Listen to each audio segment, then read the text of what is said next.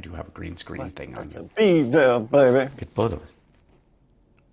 We're both representing for the mic company that does not support us. Hi, everybody. Hi, chat room. Hello. I think we should be up and running, and then we will start the radio show in just one moment. I'm a little fuzzy. I apologize. It's the lighting in here is very W. W?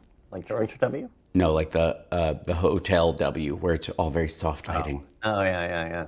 Mm-hmm. I'm like number 7. Yes, so I'll turn off green screen. There you go. Now you are more green than you would be normally, but I can fix that because the tint is way off. There we go. Yeah. Look at me. Look at that. That looks like what I'm sending you. And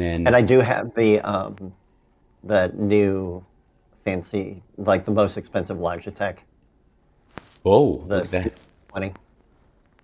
that. Very nice. Yes. It's not this guy, right? Is it? No. It's bigger than this one. I forget which one. No, it's about the same size. Mm-hmm. I'll send you a picture just for fun. Well, understood. And I'll turn off the green screen thing on this. And turn off the zoom and pan on this. Oh, hi. Let me pose at least. And I think we should be up and live, but I don't know why we aren't. So hold on. Oh, because it gives me a whole new thing. That's why. Dup. That's why. It creates a new stream every time I do this. Sorry. My bad. Update titles. Oh boy. Ages RPM. Now we're up. Now I've got the right thing. There we go. Hi. We're just fooling around behind the scenes till the radio show starts. I did not hear Chicago start us up. I did not hear music. Are we live? No, we're live. Sorry. Oh, beg your pardon. There you go. Well, thanks so much. So sorry about that. So sorry. That's okay. No worries. So welcome to the show, everybody. I'm in D.C. Johnny Million's in brand new Cat Central. We have a whole story to tell you, and it's adorable as heck. And also, I got to say, I have to say that, and this might come as a shock to you, Johnny Million, Donald Trump is a wuss. Just an absolute wuss. Like, I understand there's a snowstorm coming here on Monday, and it's going to be windy, and you can tell the weather's coming, and there's definitely a cold front coming. But I just walked down to the Whole Foods near here to grab myself a beverage, a non-caffeinated beverage before the show, because I'm way too amped up already for the Sexy Liberal show tonight. And excited. Yeah, I am. I gotta modulate my energy until showtime. Because remember, 9 o'clock is my noon. When you're doing stand-up on the road, you know this as a musician. 9 o'clock is your noon. And it's weird when you do other stuff. Like that, Hal. Like, I get it. I just have never gotten the chance to establish that inner clock. I'm a little jealous. It never gets established. It's a machine. You have to do it. It's a process that you have to stick to. Otherwise, if you one day, God willing, Johnny Million, you'll end up in Denver, where you have to do 3 shows on a Saturday in 20% less oxygen, starting at 7 o'clock, 9 o'clock, and midnight. And you'll do an hour and a half show like I do, and you'll in the first half hour of the third show, you'll go, I have spoken all these words before. How many times? Did I just tell you the same joke 5 times? I cannot imagine. Yeah. Oh, it's rough. So I learned a long time ago that you cultivate your energy towards the job at hand, as it were. Sure. Now, Trump apparently knows this. He uses what we hear anyway. It's called executive time. So we get to look forward to more executive time this year. What do you want to bet? Like, executive time stopped at 11 a.m. supposedly, and started again at 4 when he was when he was president the last time. What do you think it's going to be? What? We think there'll be like an hour-long window where they talk to him over lunch, and he goes back to bed from like 12. It'll be like 12:30 to 1:30, 2:30, something like that. I don't see him being available for much. No. And that's one of the reasons why Republicans are counting on the maggot brigade to pick up all the slack. That there was and we'll talk a little bit today about the Israel-Gaza deal that they've been working on for 8 months and then finally came through, and Trump wants credit for it, and so does the Biden administration. In reality, I would argue that if you look at the track record for those kind of peace agreements and ceasefires in the past, I'd tap the brakes on anybody taking credit until it's held for a few months. And the actual stuff, you know what I mean? I don't want to be cynical about it, but I do want to, I'll believe it when I see it. I think it's a good measured approach, in something like this. Well, but there's a reason why MAGA is hoping that, and why Trump has to sort of front load all these organizations with MAGA foot soldiers who already know the marching orders. They don't need to hear it from Trump. They've already seen it on Fox News. Kash Patel, Pam Bondi, everybody but Besant, I think, has been on all of these Fox shows so many times. They know what the maggots want. They know what Trump is expected to carry out, and they will do it whether he asks them to or not.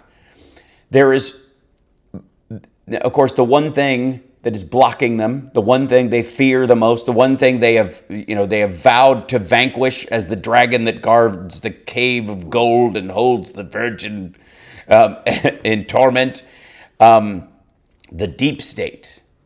Now, what? Yes. The deep state. I could tell you stories of deep state, the things it won't let me do. Oh yeah. Well, I happen to be the deep state, and don't tell anyone. Yeah. That's me. I've got a thing or two to talk to you about, sir. Yeah.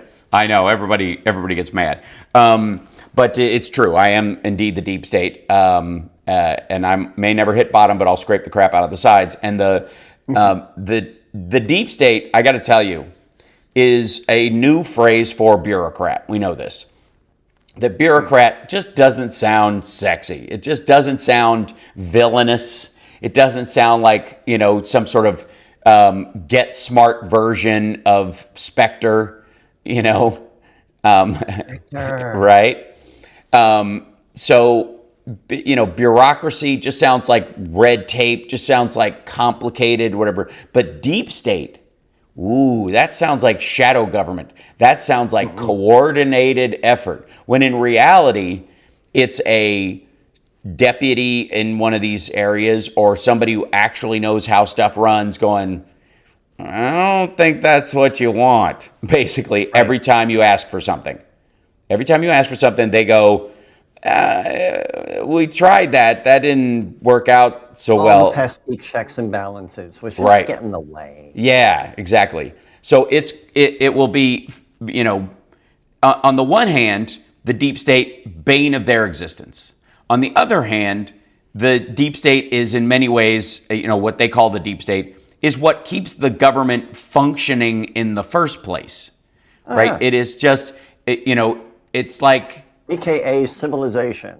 Well, it's the deep state, there's a better analogy, I think, maybe for the deep state, is traffic lights. There are coordinating traffic people. There are politicians that run on fixing traffic and fixing roads and all that kind of stuff. But in the process of doing that, over the years, everybody who's done it has set up stop signs, stop lights, crossing guards, or crossing lights, ones that beep, ones that don't, mitigating all the problems that you've had in the past. Every time you have a problem, people gather around and go, all right, what are our 3 possible solutions? What's the cheapest and most effective one? And can we crisscross those? Can the cheapest and the best one actually meet somewhere? And if it can, let's do that one. And so now, for example, we have, crossing at major crossings or anywhere where there's high traffic areas, they beep for people who are visually impaired. Sure. And sometimes some streets call for, because they are a high traffic area, like the one I just walked by, and this is why it's fresh in my mind over here in DC, is that they're one of those, and I have a hard time with these intersections. I don't know about you, Johnny Million. Maybe it's just, life as a Gen Xer, but the ones that X across as well as you can walk, across each street, or you can walk diagonally through the intersection. Those? Yeah, right. Those. Terrifying. Yeah, exactly. I'm like, nah, I don't know. I'm sure somebody's going to tell me you're doing this wrong. Yeah, right, right? There's a lane in the road, it's painted, but at the same time, I'm like, one of these drivers does not know how this works. That's my main concern. Yeah, exactly. It's not exactly... It's one of you ding dongs to... right. Why are these people walking through the middle of the street? Right. So that is, traffic lights are the deep state. And another one, and it's the big word. And we'll, it's the R word. We'll talk about it when we come back, because there's going to be, Which R word? Oh, the one that Trump thinks is the other R word and is also an R word, and they hate how much they can't say the R word because of probably the R word that they hate even more. And I'll explain that when we come back. It's Sound Sparks Radio program, Mega Worldwide. Now with 100% more, Johnny Million. We'll be back right after this. And Can you hear Chicago? Theoretical astrophysicist Dan okay, Hooper. in Chicago, we don't need to hear the ads coming our way, but we would like to hear transition music. If you can throw it our way, that would be great. Will do. Thank you. Yeah, just so we know when we're in and out, so when we're coming back, I can fade in talking and the like or whatever. Hi, chat room. Absolutely. Yeah, hi, chat room. Welcome. Good to see you guys. Hello. How And- Vickery. Oh, is a lovely human Vickery coming being. through with his and weekly insane... It's not being moved indoors because it's chilly. It's because Trump doesn't want to be embarrassed yet again by poor inaugural turnout. Oh, That's and pretty smart. the booing, right? That's the other thing. He doesn't want pictures. He doesn't want those overhead pictures. I didn't even They looked at the consider numbers. There's a march today. There's like a multiple march thing happening in the city today. I guarantee he looked at the numbers of people flying in for those things and the registration, and somebody in his team did, and then looked at the numbers for the people who are signed up to come to his inauguration thing, his parties and whatnot, and the drop off is pitiful. Apparently, and I don't know where they might have gotten this idea, but apparently he thought for a little while that he won in a landslide. Oh, no. There we go. Yes, right. Yeah, apparently he's under the impression that there was Chicago, we coming back? Stand by, yes. Yeah. Welcome back to the HAL Sparks radio program, Mega Worldwide. Welcome back. So Johnny Million and I were just talking about the fact that our dear friend in the Bill the Cat in the chat room said that Trump is not moving his inauguration indoors because it's chilly. It's because he's embarrassed by another low turnout, which will be smaller this time than before. Partly because lower turnout in the election, lower turnout in everything. People already know what's up. A lot of MAGA have bigger fish to fry because they're going to be downhill from all the cuts he's going to be making. We'll get to that in a little bit because it is red state America that is lining up to enjoy the brunt of all of the cuts. And if you don't believe me, look at the size of California's economy and the wiggle room it has, and the size of Mississippi's and its crime rate. Just leave it there. And then Hal Vickery says, If only they knew. He goes, I'd rather watch you than Trump, so I'm watching you today and skipping Trump on Monday. I think that's wise. It's not that we're going to take anything away from it. I'm very curious why Amy Klobuchar is speaking. I think that's very funny. There are some folks, she's like occasionally when Hollywood tries to force feed a leading man into the mix and go, we're going to make this dude a star. We've just decided he's starring in movies now. And It's there's always so awkward when it's not working. no, yeah, and they partner them with everybody. Famously, they will always put them in a movie with Harrison Ford and try to make them parallel to Harrison Ford. Like, hey, look at him. He kind of looks like a young Harrison Ford. Maybe we could use him from now on. What do you guys think? And everybody's like, boo. Yeah, maybe Right. not. There are some politicians, and I have nothing against Amy Klobuchar, but I'm like, how did this happen? How did this become the right? there's a lot of, sharp, interesting people out there. Nothing against her in particular, but there's some of them you're like, all right, what's going on here? Is there a military base in the state that I don't know about? And there's a lot of that. All right. So happens on the Republican side. You're like, why does everybody that the Republicans that rises to the top of the Republican Party have these little weenie voices? Why do they all sound like Ross Perot, kind of, thin-voiced grown men with the vocal cords of an 8-year-old boy? Like they were all shrunk and they're like in inner space. I'll get you, Potter. Right? That's the best. I gotta rewatch Inner Space. It's amazing. But the Tuck Pendleton machine, 0 defects. Wowee, you've seen it more recently than I have. Oh, I saw it 2 years ago. That's peak Meg Ryan.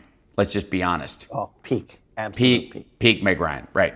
And just like movie star, well, never mind. Well, that will be a conversation for another time. We'll save that for when the world is burning around us and we're all like roasting marshmallows, reminiscing about remember what society used to be culture? like? Remember when we used to have a culture? Yeah. Right? No. By the way, I don't buy that nihilism at all. There's a lot of it going around, and it gets a little silly. And you and I, as Gen Xers, the world has been ending our entire lives, so pardon me if I don't jump through my shirt every time someone says it is. Doesn't mean things aren't serious, doesn't mean you don't handle them, but it also means that panic has never helped, and anxiety, that's real, has, I suppose, some level of value and catharsis. But if you just let Donald Trump wrangle your emotions all the time, you're going to be relatively useless the next 4 years. The man is ridiculous. And as long as we keep that in mind, we're going to be okay. Because he knows it. He said yesterday, maybe it was the day before yesterday, he put out that phrase about his statement about why he moved things indoors, and he used the same phrasing as lying in state, like he was going to be dead in the rotunda. It was so weird, and I wasn't the only one that noticed it. Other people in the chat room on my show noticed it, and the odd part about it was that maggots started noticing it. Like they all think. They're all looking at him. They can't miss it yet either. They're looking at him and they know he's a mess. Like whatever we were worried about Biden being older and slower or whatever, they're worried 100 times about Trump because Biden always had a stutter. So we never expected him to be like, a great orator in that regard. Like there were always these limits. So the bar's not that high. He was just a functional, smart, wise man who made good decisions. You know what I mean? I'd rather have a 90-year-old Jimmy Carter making decisions in that situation, no matter how well he communicates them, because I know his ethics and his morals and his decision-making ability are very high, right? Whereas Trump can talk forever about nothing. That doesn't, prove anything. But now, not that, look, he's always been a master at every colloquialism and turn of phrase. Boy, that was like a lightning rod went off. Trump. You know how the lightning rods just go off? Yeah. I had to beat off. There is an element where Trump has the ability. That's probably the only time I felt remotely relatable to him, by the way. What, is when he just speaks gibberish? No, that last clip you just played. Sure. Absolutely. They're de-engineering.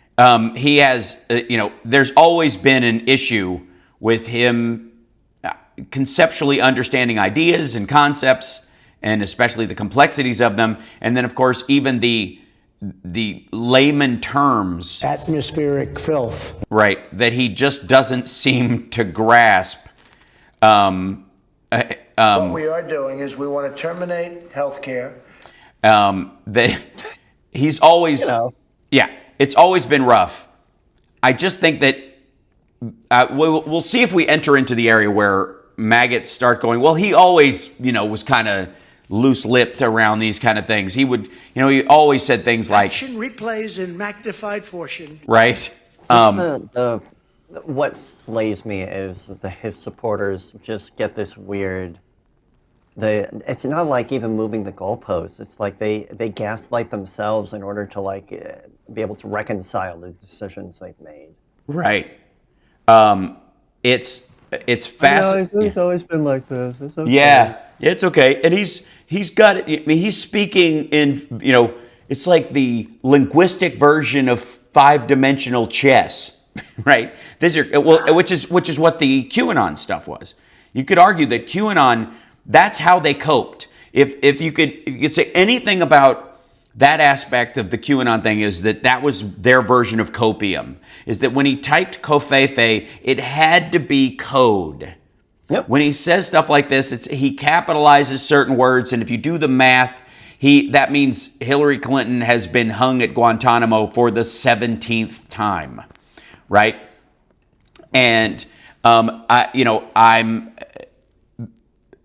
don't know. They kind of came and went. I'm curious if they will make any kind of comeback or some variation. I mean, we still have Roseanne out there basically running the QAnon talking points, but there's sort of a failure to launch with a lot of them. Now, the R word that I was mentioning before, because I don't want to get too far off topic, because that's what happens when we start talking about inner space, and that's my fault, is regulations. Donald Trump and his ilk, one of the reasons why they hate the deep state is because the deep state are the bureaucrats that enforce the law.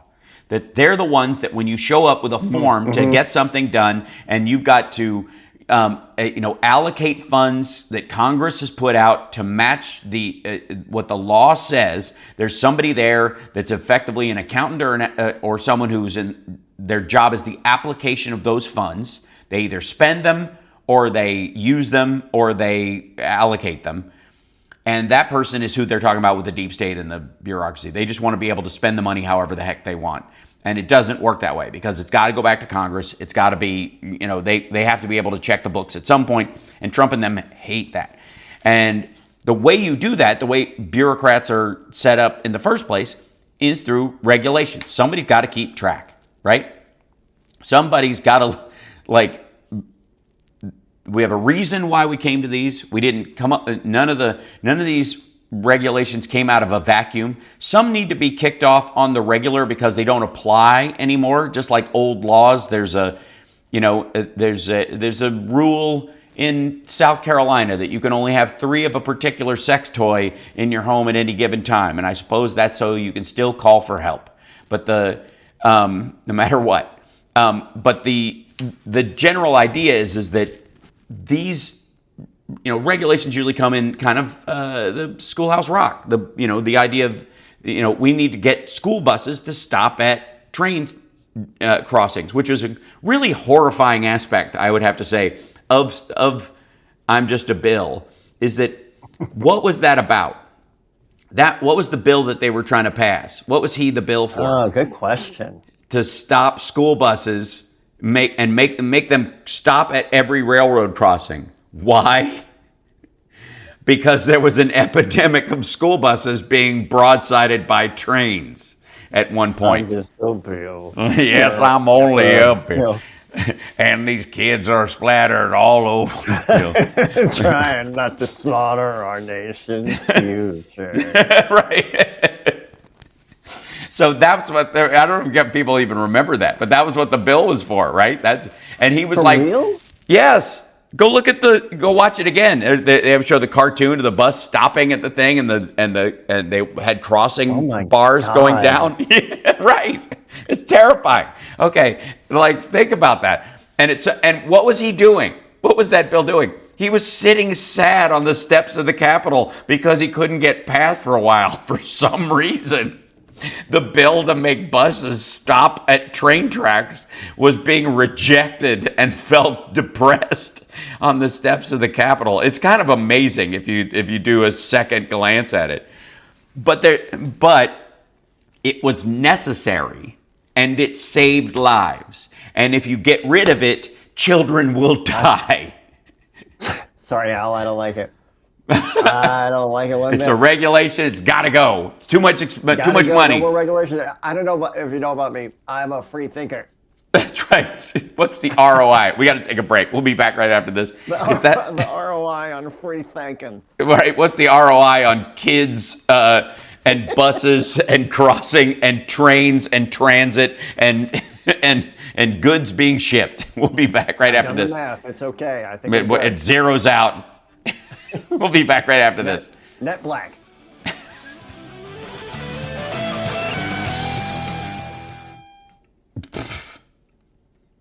Uh-huh. Great job with giving us the transition music there, Chicago. Yes, thank you. Perfect.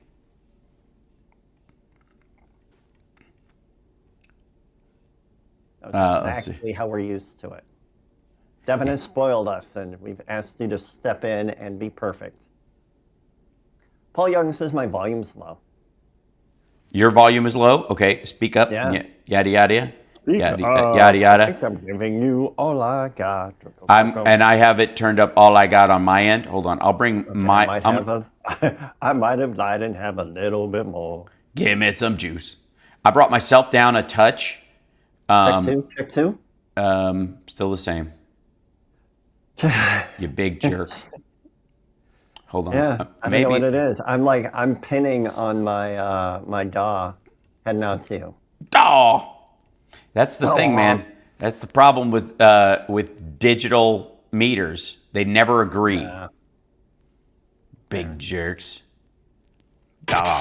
You're locked into the HAL Sparks radio program. Mega Worldwide. Welcome back to the show. So there's plenty of there will be plenty of opportunities because of again, regulations are why Americans live as long and comfortably as they do.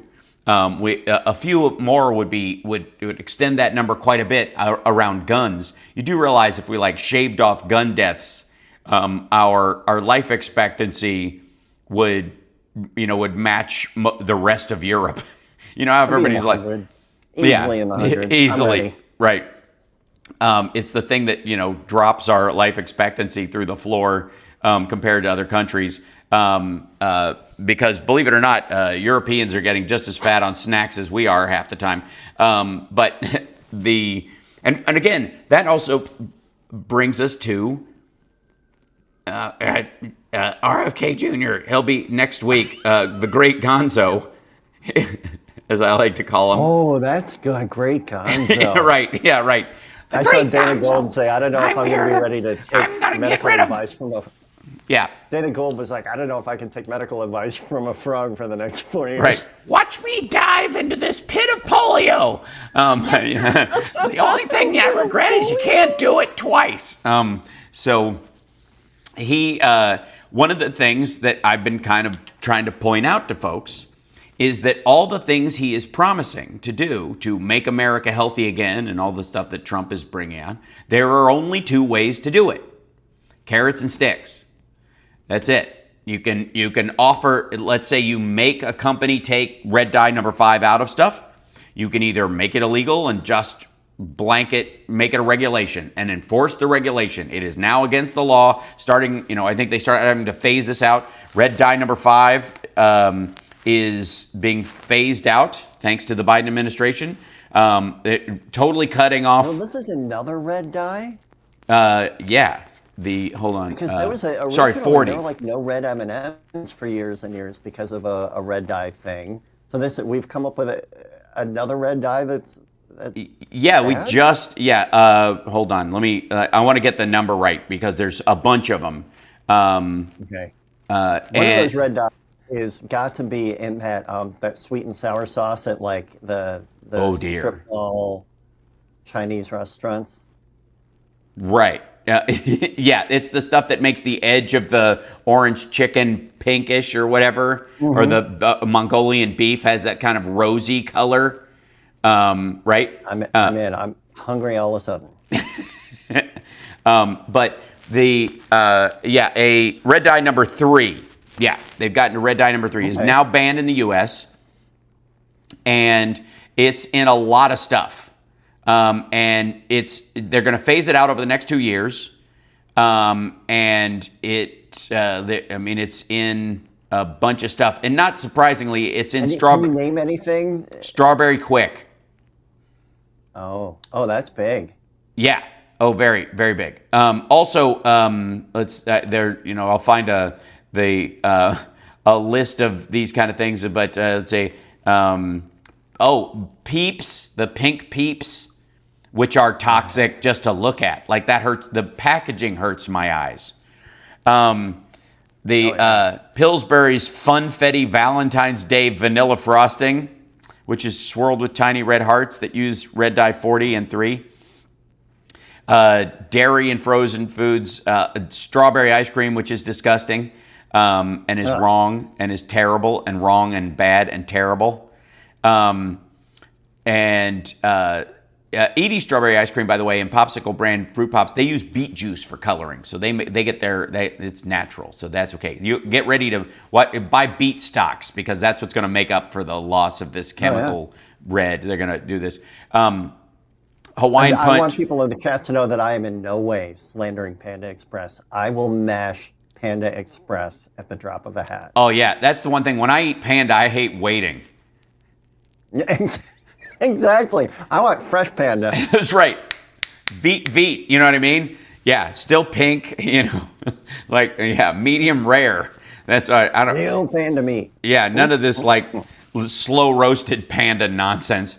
I don't have the time. So it should come as no surprise that things like Kool-Aid, Hawaiian Punch, Fanta, Doritos strawberry sodas, Faygo black cherry soda, stuff that kills you, stuff that everybody, when you're in a grocery store and you're like, yeah, that's murder. Kroger extra cherry canned fruit cocktail. The extra cherry is apparently grayish green in color, so they have to spray it with red 3 and red 40. So the point is that this is now the law of the land, and over the next couple of years, they're going to have to phase it out, right? And that's a regulation. Now, Trump is not going to undo that. RFK Jr. has been talking about getting rid of some of those things. Democrats are for it, and I think we should champion those things. We should cheer on everything that's harmful. Like what's the downside? What's red dye 3 number doing to people? Cancer. There we go. Cancer. A lot of cancer. I am against most cancer. forms of cancer. Most forms, right? Most. I'm sure there's one cancer that can can give you like Spider-Man like powers. I don't know. Don't hate it. Right? We're not even going to go down that road. I can get you riffing in like the worst place. Yeah. So, point is that this is a good example of the kind of things that RFK Jr. is, if he busies himself the next 4 years, doesn't go anywhere near vaccines, and just spends all of his time scooping out the red dye number 3s out of the food system and pats himself on the back for doing that, nobody will have a problem with it. No one at all, except, I suppose, maggots who will want him dead because he's there to get rid of vaccines, which he won't do because he doesn't. I don't think he wants to oversee the greatest mass death of children in the United States since tuberculosis and the polio. He's concerned about his legacy. Oh, yeah. And that's, ladies and gentlemen, let me tell you something. The beauty of ego. It is hard to accumulate a lot of goodwill and money when the results of your actions kill lots and lots of innocent people in your own country. It's rough. It's a difficult one to pull off. Let me just tell you that he's not going to get as many winks and phone numbers in Whole Foods as he's walking through the aisles, going hippie shopping, which is what he does. So. That's what his whole campaign was. He wasn't actually running for president. This is just an attention grab. He's shopping for hippies. Yeah, so he could sleep with like hippie anti-vaxxer women. That's what he did. That was the entire campaign. But let's say he does all that stuff. I think it behooves us as Democrats to champion all of it. For 2 reasons. One, because it's good and it's fine and there's nothing wrong with it. And that's what you should do. And that, the Biden administration just did something similar. Knock yourself out. And the other side is it will make maggots very nervous. Anytime Donald Trump goes anywhere near something that Democrats want or he wants to take credit for, we should cheer him on like nuts. Over the top applause, just like huge, like like Careful what you wish for. right. Well, I mean, I'm like talking about like the debt ceiling. Look at what and I've been there trying. are some things where I'm with you. Right. But Donald Trump has brought up getting rid of the debt ceiling, but like Democrats. I pointed this out last week or a week ago when he first brought it up and he almost crashed the economy and the government trying to get it through. If you want to figure out what's the story behind the debt ceiling and you go online, the biggest name you'll see is Rachel Maddow. She did a whole episode on how the debt ceiling is ridiculous. Because you've already spent the money. You don't get to... the debt ceiling should and is legally the budget that you pass. Because you've already allocated that money. You can't decide later not more to about pay paying it. the bills that you're already on the hook for. Right.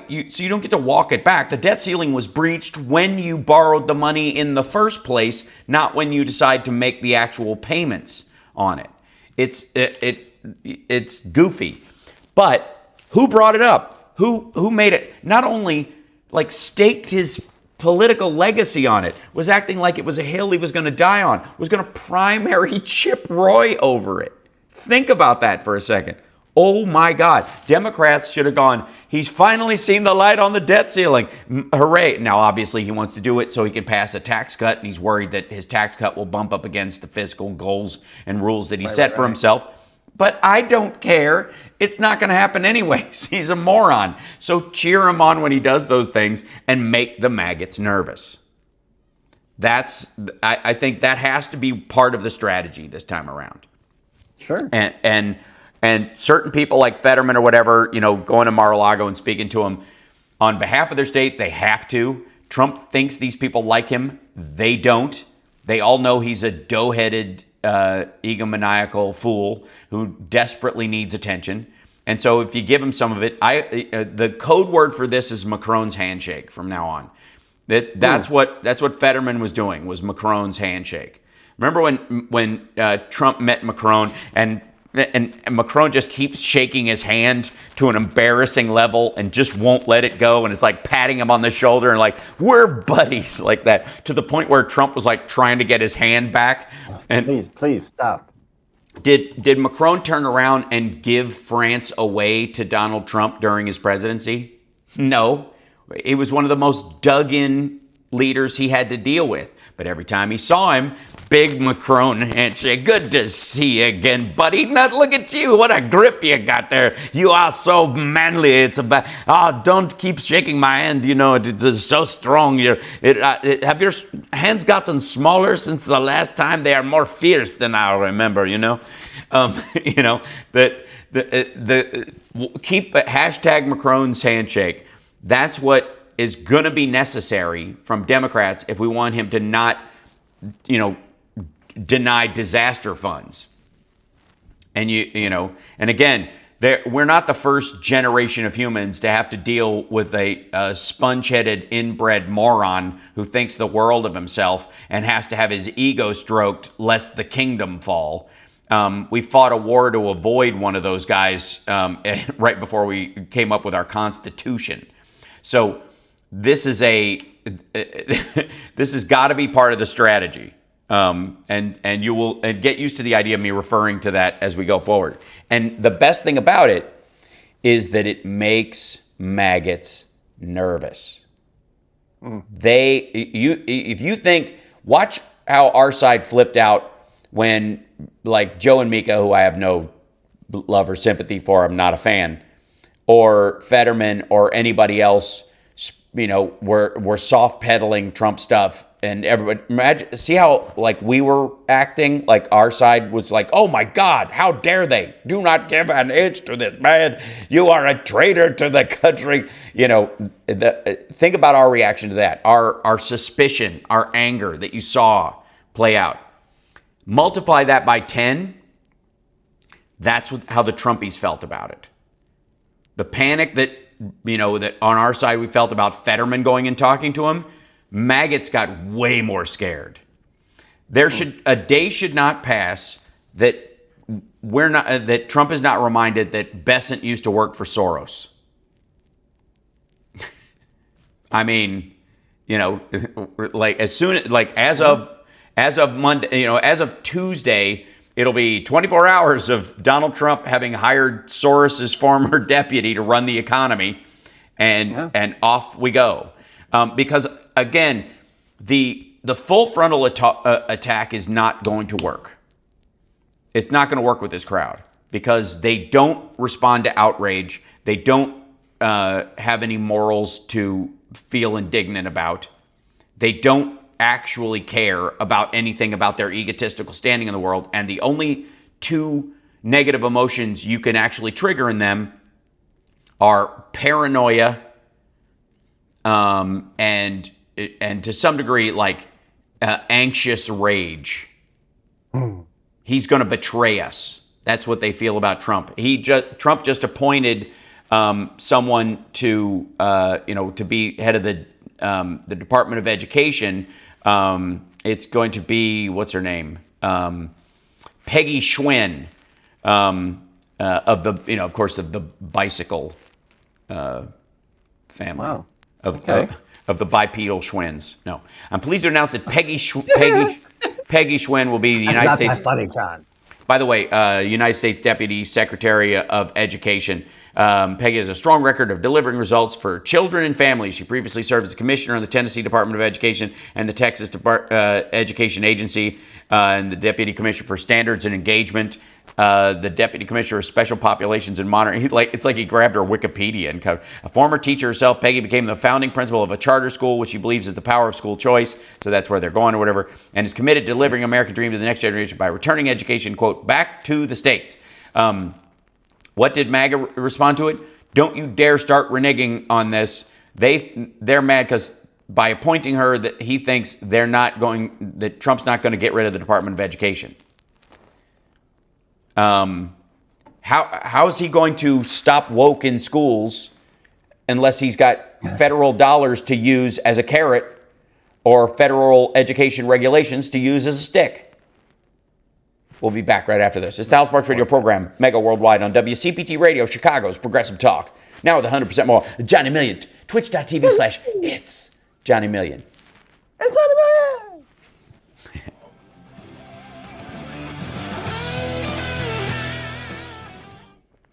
I've actually had to cancel yesterday, and I will have to cancel next week's Friday stream because I am in the world's saddest jury duty. Really? I got selected for jury duty, and it's just this awful medical malpractice case. Oh. Where I get to sit and listen to this horrible testimony and experts. And it's tedious and heartbreaking. Sorry to hear that. So, and they happen to know that it's going to last like 11 days of testimony. Right. Gotcha. So, stream postponed. And you obviously, because Democrats always say the right thing and betray people behind their back, you're of course going to fine for the medical device manufacturer and the hospital and Absolutely. all the moneyed interests behind there. Yeah, hands down. Yeah, that's I kind of defaulted, and I tried telling them that when they were selecting the jury. I'm like, look, I like Big Pharma. Right. And they were like, we do too. Like, nice try. Right. You know what I didn't do? What I realized my wife was very upset with me. She's like, you didn't tell them that you love true crime and you're on a radio show? And I was like, no. Yeah, you should have. I didn't think of it. I walk into jury duty and sit down and they go, oh, no. Welcome back to the HAL Sparks radio program, Mega Worldwide. So the story, that comes, I guess, is no shock to anyone, is that Donald Trump, while he is on a very strict mandate from MAGA, has a very short leash to do it on, because as the Wall Street Journal is quoted as saying, half the country still hates him.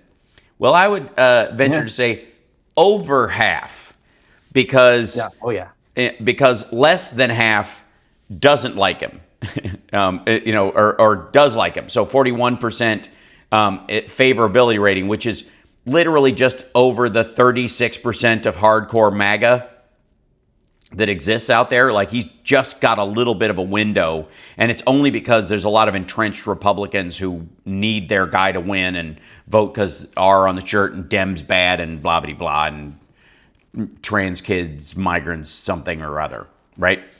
Blah blah blah. Yeah, Donald Trump is being warned he needs, and this is I think from Wall Street Journal, but is being warned he needs to tap the brakes on some of his most prominent initiatives, lest he find himself alienating voters who gave him the benefit of the doubt. In a blunt editorial from the Wall Street Journal opinion page editors, the president-elect, who assumed power on Monday, was admonished that half the country still dislikes him, and he's on a short leash. According to the editors, Mr. Trump has political running room, though it's not unlimited. His victory was solid, but no landslide. Oh, dear goodness. At 2? Wall Street Journal, are you telling me that he's not going to be able to cancel the elections next time, and that it will be he's going to turn us into a fascistic state just by snapping his fingers, and that his executive orders will suddenly become magic laws and he'll override, and that Republicans in the House and the Senate, who they themselves might want to be president one day, will happily just hand over all of their power that they have to their constituents, in their constituencies, to Donald Trump to do whatever he wants with willy-nilly, whether it helps them or not, because America. Yeah. I doubt it. I gotta say, look, never underestimate Donald Trump's ability to screw up a free lunch, and this will be no different. Mr. Trump, they go, the GOP majority in the House is so narrow that a couple of willful members can kill anything. Mr. Trump could quickly find himself in trouble if he exceeds his mandate from voters. Applauding his plan to expel criminal undocumented immigrants, notice that, and stopping there, apparently, from them. The editors stated he runs the risk of overreach if his plans also means midnight raids on busboys or separating mothers from children. The politics could turn fast. Well, guess what, people? That's what MAGA demands. That's what he is. If he's got singular marching orders from anyone, to have an exaggerated overreach in any particular policy, it's that. If there's anything, it's like, get them all out. And he has said it multiple times. They all got to go. And it's not based on the economic impact. It is not based on the sort of fear of, terrorists sneaking in or any of that stuff. It's flat out racism from a huge chunk of his voters that he needs in line so that he can keep his other, the Congress people that he controls in line. Because if they start to drift, those people get primaried. They lose to a more moderate Republican because the maggots don't show up to vote for the Chip Roys of the world. Then where are Republicans in a little bit? And then his initiative stalls. Then a Democrat gets in, does some form of like DACA expanded amnesty or something like that, and then panic, right? So that's that's the fuse they see being lit. That if he doesn't follow through on this, on the most like abjectly racist, it's got to be a big show. Again, say what you will about like Trump's following, but they expect a show. They expect, they expect a loud version of this. It's not going to be enough for them that he does this with a whimper and sneak around. They're going to have to be they're going to have to film busloads of criminals being taken out of American jails, because I assume that's where they're going to get them from, because how do you know they're a murderer unless they've been convicted? And if they haven't been convicted, what's your proof that they are, right? So you're going to get those folks and you're going to broom them out. And again, are you going to get them transferred to another prison in their country? Or are you just going to set them free in the world? Again, the thing was allegedly getting dangerous criminals off the streets in America, not taking criminals we had caught and put behind bars and basically releasing them early back in their home country. I'm not sure. I mean, not that maggots will care per se, because they won't care. They'll be like, oh, that's fine. They're not here. Right. Who cares if they're, violently sexually assaulting or murdering people? Right, exactly. In their home country, I don't care if they murder anybody, just as long as we're not paying for 3 hots and a cot for them for the next 10 years or something like that. Never mind the fact that they snuck in once, and if they're in prison for that length of time, more than likely they were a pro. Very, very few of them are. Certainly didn't learn anything in prison. Right. The Wall Street Journal goes on, the biggest risk in our view is that Mr. Trump's desire to court adversaries in search of diplomatic deals for their own sake. He won't settle the Ukraine war in a day as he promised, but an ugly deal that favors Russia could be his version of President Biden's flight from Afghanistan. Oh, it'll be way worse than that. Way worse. Because we're out of Afghanistan. That's over. That's done. There's no, there's no question. That ended. That forever war they talk about, that's over. This would just, set up a situation where Russia could try again. It would be his version of, whatever he accuses Obama of not doing in 2014. And they go, most important will be his courtship. People, let me tell you about my best friend of Chinese dictator Xi Jinping. Eddie's father? Yep. Former Trump security advisor John Bolton writes in his memoir that Mr. Trump said in his first term that a U.S. defense of Taiwan was implausible, and Mr. Xi can read. China could react to Mr. Trump's tariffs with a blockade of Taiwan, or perhaps by taking nearby islands now controlled by Taiwan. How would Mr. Trump respond to avoid the risk of war? Would he cede Taiwan to Mr. Xi? They concluded, if Mr. Trump focuses on settling scores rather than raising incomes, Democrats will sweep the 2026 midterms and progressives will return to power with vengeance in 2028, before cautioning a second presidential chance would be a terrible thing to waste. Well, guess what? That's exactly what he's going to do, because he's nothing if not a belligerent old fart. Yep. He simply can't let go of a grudge. But you just described his brand. How is he not going to do that? Right. And if he doesn't do it, if you'll notice the other story that I read before about the Department of Education, he's already getting warnings from MAGA that if he doesn't follow through forcefully and loudly on these things, they are expecting a deportation plan that looks like January 6th. That's what they look. I'm dead serious. That's what they think it should look like. People storming. You want to see like hordes of people getting like cattle driven out of the country? Yes. Bus loads of people, plane loads of people being shoved on. Trail of Tears vibes. Yeah, the like almost like the people clinging to the planes in Afghanistan, in reverse, right? People being thrown onto planes until they can't, they're hanging onto the side because the doors aren't even shut because it's so full. That's what maggots want. Can he deliver that? Absolutely not. He's either got to look like he's trying, which will be gross, and fail, which will make them mad, or he's got to, I guess, make excuses. I think, and go, it's coming any day now, and he starts punting and punting and punting until he can use it as a wedge issue going into 2026, maybe, right? And do you think they'll wait that long? I mean, yeah, we got to take a break. We'll be back right after this. It's the HAL Sparks Radio program, Mega Worldwide on WCPT Radio, Chicago's Progressive Talk. We got there quick. Yeah, I was like, ooh, will I get this idea? I just glanced down at the corner of my laptop and I was like, 12? Gold? Yeah, I got to tell you, hold on. There is a...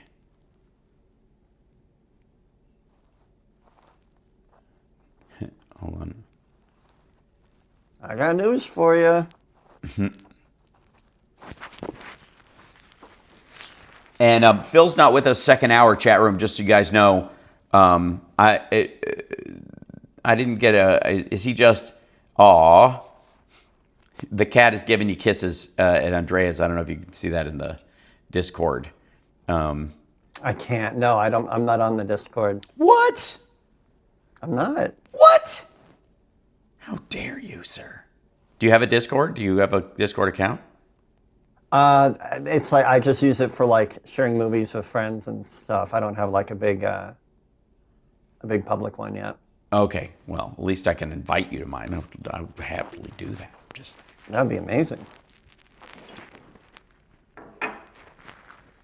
I've been listening to the Detroit 1984 Animalize. Oh yeah, concert lately. It's just so good. It's so good. Even the unedited one, the tweaked one, it was a great performance. Yeah, absolutely.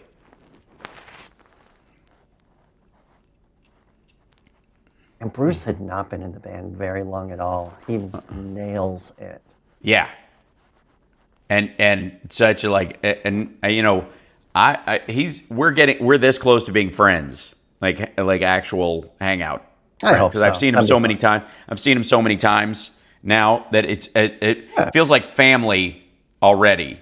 Like his wife is just lovely, and they're they're like it's like having a set of Jewish parents of my very own. Aww. Yeah, they're very sweet to me. Everyone needs a set of Jewish parents. Yeah. But I have something for you still that I got for you. Oh, that's right. That's right. Yeah, I have to. Yeah, we're setting up a couple of Chicago live things this year. I insist. We must. Mm-hmm.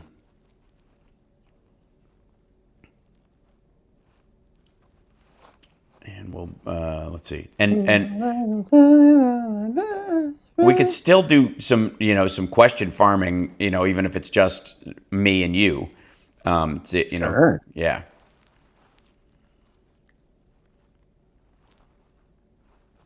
And then here's a question. Handy Girl wants to know what you're drinking. Is that ginger beer? It's kombucha. Oh yeah, that's a fun bottle. Yeah, it's the Pink Lady Apple. They had it at Whole Foods near here. So I was like, oh, Doesn't yeah. make you fart? No. Just wondering. No. Every now and then I'm going to ask you that question. You know what? Two new cats. We have officially adopted the two new cats, Foster and Damon, which is very confusing because when one of them is named Foster, everybody thinks that the cat's being fostered. Mm-hmm. He's named after Foster Brooks because he has a head injury and makes him drunk all the time. He's just a wild, hysterical, parody drunk cat. Yeah. I want some. But Foster knows how to fart. It's amazing. Foster farter. Even when I first picked him up at the shelter and was like carrying him on my shoulder, I was like, "Oh, are you farting, dude?" And he has kept it up. Well, I think obviously the food doesn't agree with him. I'm not going to do a whole bunch of the got it in the chat. I'm grabbing your questions. So. You're listening to the HAL Sparks radio program, Mega Worldwide. I've had people walk out of me before, but not when I was being so charming. Video streaming at HalSparks.com. I don't care for you or for the putrid sludge you're troweling out. Plus face little pimp stick. True progressive talk. Might be a good time for you guys to give up. So my favorite takeaway from that Wall Street Journal article is that they did a poll, and apparently voters want MAGA light, zero calorie MAGA, rather than extra strength MAGA. Some 53% want Trump to make significant changes in how government is run once he's inaugurated, but more than 60% oppose one of his central ideas for doing so, replacing thousands of career civil service workers with people chosen by the president. They don't like the idea of getting rid of the deep state. They understand what competency is. Most of them run a business, and they know that if you just came in and just fired everybody and put somebody in charge that's never done anything like it, we'll run this down. So Pete Kegseth, for SecDef, The idea that he's going to come in and he's going to fire a bunch of the generals, and he's going to show everybody, they're going to get rid of all these bureaucrats that are in these pencil pushers and get back to a war-fighting ethos. And I'm like, okay, that's the on-the-ground stuff. A properly administered Department of Defense is how all those people get the stuff they need, so that it's there for them, and that they keep signing up because they know they're going to get health care, and that they get their VA checks on time, and that kind of stuff. That's more your job, dude, more than any other thing. And that gear that we requisition and order works, has been tested, is functional, it comes in supplies, frequent enough to replace whatever's broken. Like, that's the job, in a lot of these situations with the SecDef, unless we're in a direct one-on-one war, right? Sure. And so Pete Hegseth has no idea how to do any of that stuff. No idea. And so the idea that he's going to come in, take over the place, and dump everybody who does know how to work the place, make sure the trains run on time, to use a phrase that they're big fans of. Boy, I don't like that one. Right. That, he's going to come in and broom all those people, that any of them are going to do this. Think of any department where you're just going to come in and kick out all the career people that are there. And my favorite one is, and I mean, we'll start on Doge in just a second. Doge. Is the idea that they're going to have a committee. They're going to review everyone, and then they're going to see who needs to go and who needs to say, and who's doing their job effectively and who isn't doing their job effectively, and blah, blah, blah. So let me get this straight. MAGA, when you boil it down to it, is a pusillanimous pen pusher who's going to walk around with a clipboard looking over everyone's shoulder, judging their work based on how much the boss will like them. It's like every middle management character in an old 50s sitcom who just goes, well, the boss isn't going to like that. I'm making a note. That's going to be like Bizarro's Severance meets Mad Men. Right, exactly. Except everybody's incompetent. Yeah.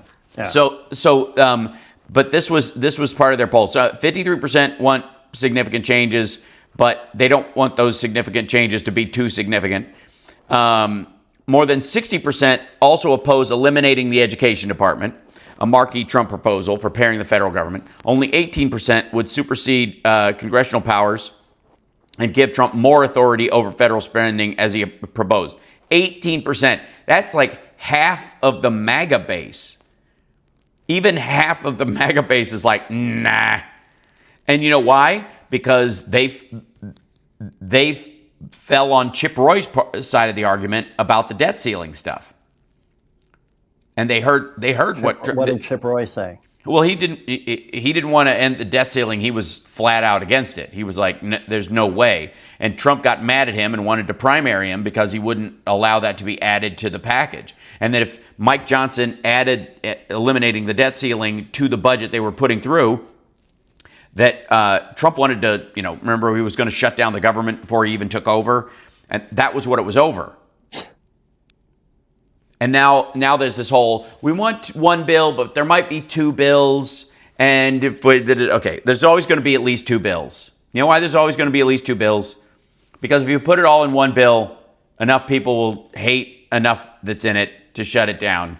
And they'll have plenty of excuses. But if you split the bill up into two bills, one that has their 80% of what they want and 20% of what they don't, and the other one has 80% of what you want, 20% of what they want, and you kind of overlap those two, or 60-40, and they're crucial. You put something crucial in the bill you need to pass with all your favorite things, and something...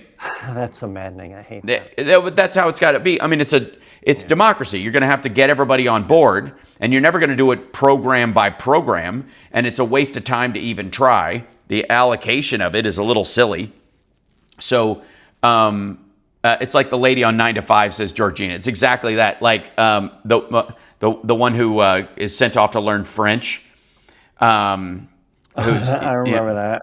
Yeah, and she's like taking notes in the bathroom on everybody. That's what MAGA is. Yeah, that's exactly what it is. That's what they want it to be. What do you think Doge is? Elon Musk went in. Initially, they're going to cut $2 trillion from the budget. That is effectively, first of all, you can't cut any of the non-discretionary spending. So you basically got a quarter to work with. The discretionary spending is exactly what the priorities of the administration are paid for with. That extra money, you don't cut it, you use it, you spend it on the stuff you want. Now you can do it in form of a tax break. You can go, you know what? That would be, if Trump was truest to his entire mandate, he would come in and go, this part of the federal budget is already spoken for. The discretionary stuff that I've been given to expand this or pay for this or add this or, like discretionary spending for disaster relief that hasn't gone out the door yet.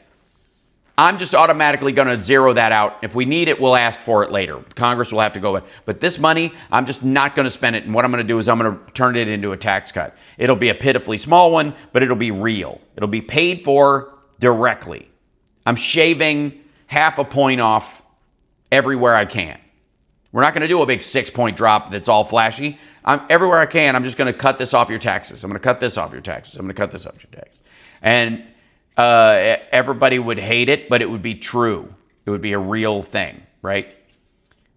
But he can't. He's got to lie about the impact he thinks he can have. And the same thing is true of Doge, which is a committee.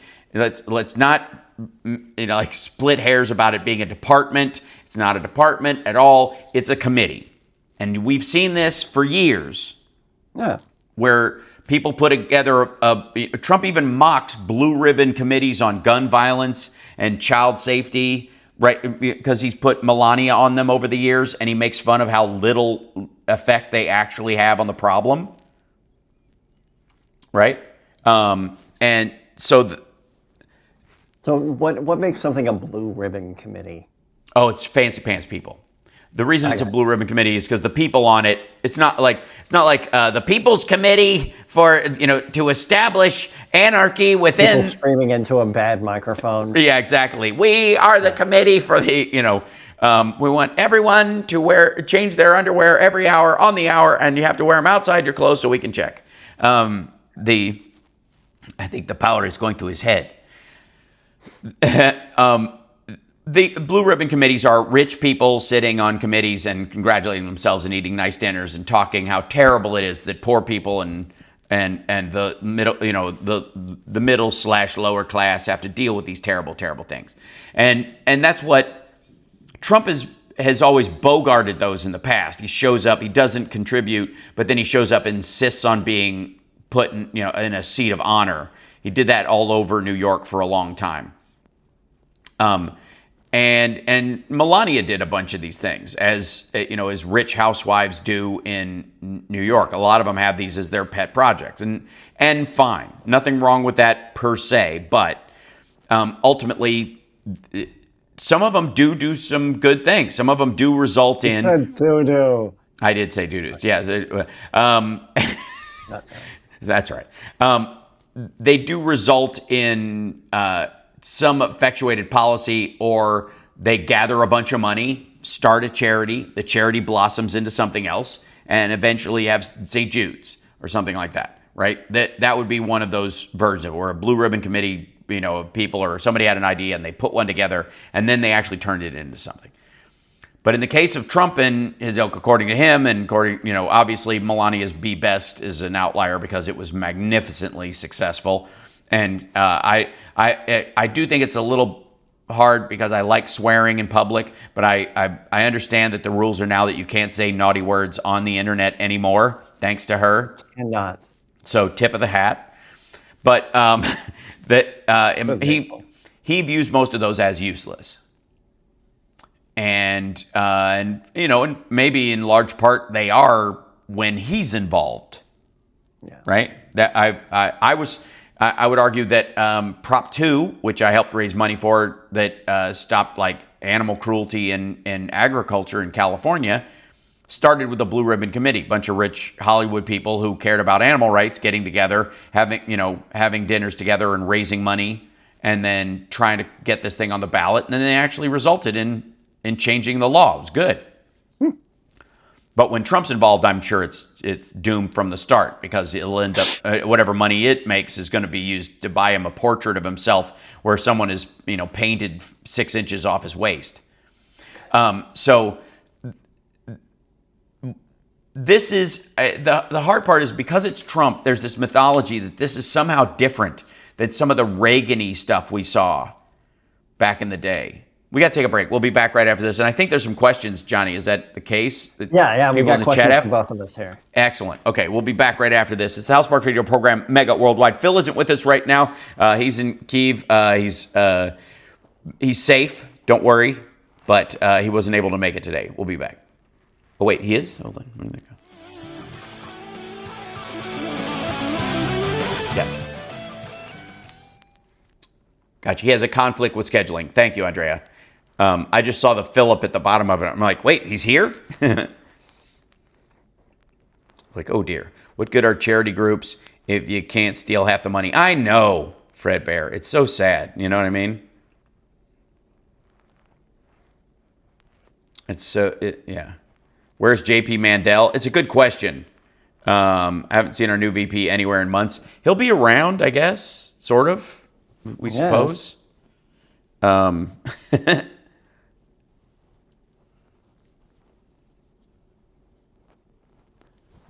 Let me get to... I mean, he's going to be president in about a year and a half. So maybe they're keeping him fresh. What was it? Oh, Tammy asked if I could get the new kitties on camera. They're not allowed in the studio yet because there's just so many cords around here. I've got all kinds of things. I'm going to do a whole big cord cleanup project before I let them in. But they are kittens. They are giant and time constraints. All the creativity has been removed from the HAL Sparks radio program Mega Worldwide Bumpers. Now welcome back to the HAL Sparks radio program Mega Worldwide. Seahawk wrote something really funny, and I just showed the thing online, but he also asked, any word on Jakey Lee? I saw Jakey Lee last week. Oh, I see. When I went to the Fozzie show at Counts Vamped in Vegas, and he was there. He was out walking around. So he's up and around. So, I don't know. I think all the bullets were removed. I think he's okay. He's not like walking around with 2 of them in him like 50 Cent or something. But Jakey Lee is up and around. It was so nice to see him. And I said hi. He thinks he's going to be okay. That's crazy. Yeah, he was, for those that don't know, Jakey Lee, who's Ozzy's guitar player after Randy Rhoads, was shot 5 times at random on the street. Some guy he was out walking his dog late at night. He evidently confronted somebody stealing a motorcycle. Ah, that's what it was? Gotcha. Yeah. And the guy shot him. I see. Okay, that makes more sense. Like you do. Mm-hmm. Well, that was nice of him, Yeah. And is there a question, Hal? Yeah, let's grab one. All right, here's another one from Tammy. Could you please ask Hal if the mason jars have any significance? Oh, that I drink out of, you mean? The fact that ones you pee in. Oh, the ones that I store all my fingernail clippings in and all that kind of stuff as I live in my tower as I go. Yeah. Yes, At least you understand the question. Yeah, exactly. I mean, scientifically, they're the best storage that the 50s, the 30s, 40s, and 50s ever gave us, and my bunker is completely outfitted to be like a time capsule for the earliest parts of the Cold War. Yeah, so that's why. Back when I like that. pre-nuclear bomb shelter to gas shelter, which is ironic when Johnny comes over to visit. Yeah, you cannot let Foster in there. Mask, right? Yeah, but yes. So that I've got another question from Amy Duval. Who do we think will run in 2028 for the Dems? I'm going to let Hal answer that one. I mean, I think most people are expecting Newsom to run. I think Mayor Pete would make another run at it. I think he'd be a very strong VP slash president. I think he's a smart dude, hard to argue with it. And I mean, MAGA would freak out, but I think that'd be a nice element.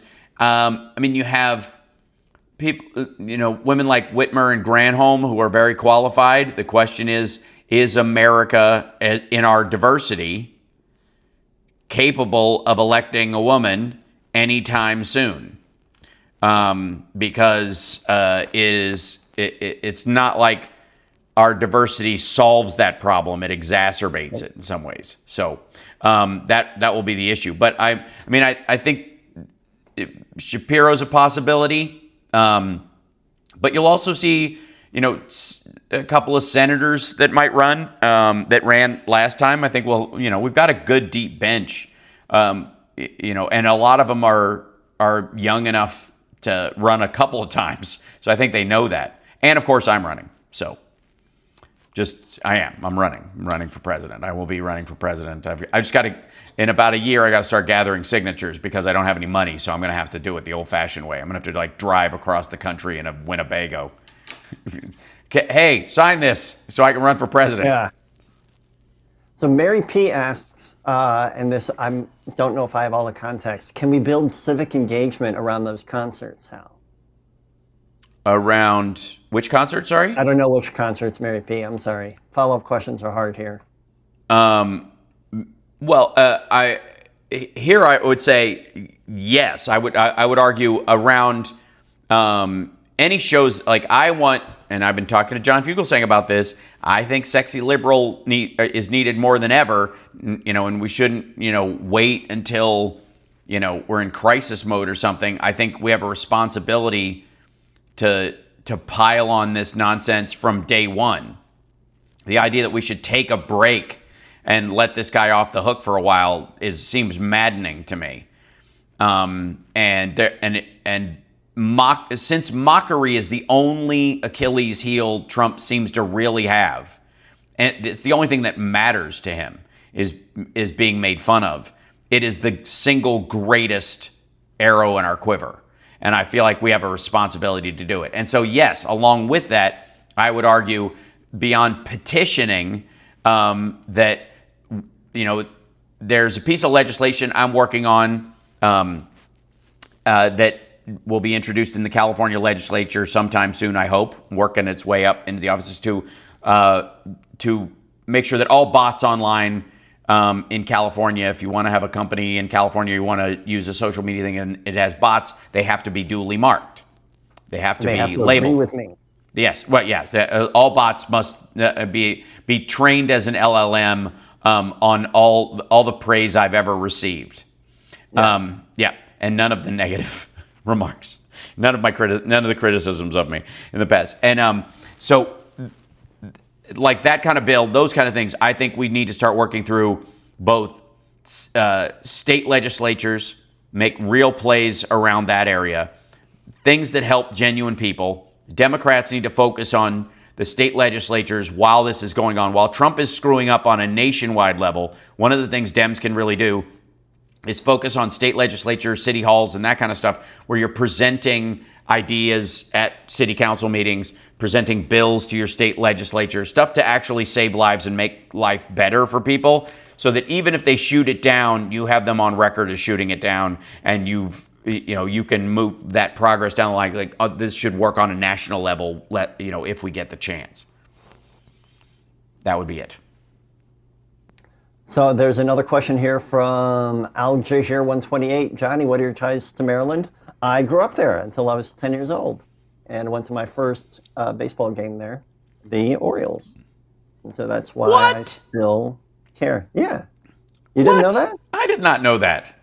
Yeah, that's why I care about Baltimore Orioles. Oh, okay. I thought it was just kind of oddly random, the way, I'm really attached to the... Yeah, it's legit, yeah. Yeah, University of Billings in Montana. They're... right. Go, Beaver Shoots or whatever their team is. I'm a huge fan. I do love a minor league, a fun, ironic minor league team. But yeah, no, I actually went to at least 2 Baltimore Orioles games. I was very young.